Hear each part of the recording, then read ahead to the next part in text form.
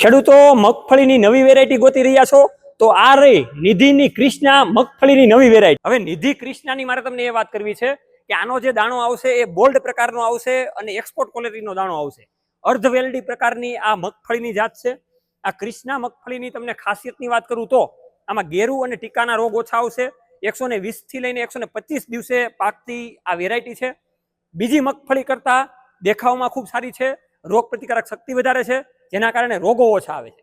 જ્યારે તમારે આ મગફળી પાકી જશે અને તમે માર્કેટ યાર્ડની અંદર આનો ઢગલો કરશો એટલે એકદમ ચળકાટવાળો ઢગલો, અને જ્યારે વેપારી તમારી પાસે ભાવ કરવા આવશે ત્યારે આના બજાર ભાવ પણ સારા એવા મળશે, કેમ કે એક્સપોર્ટ ક્વોલિટીનો દાણો છે।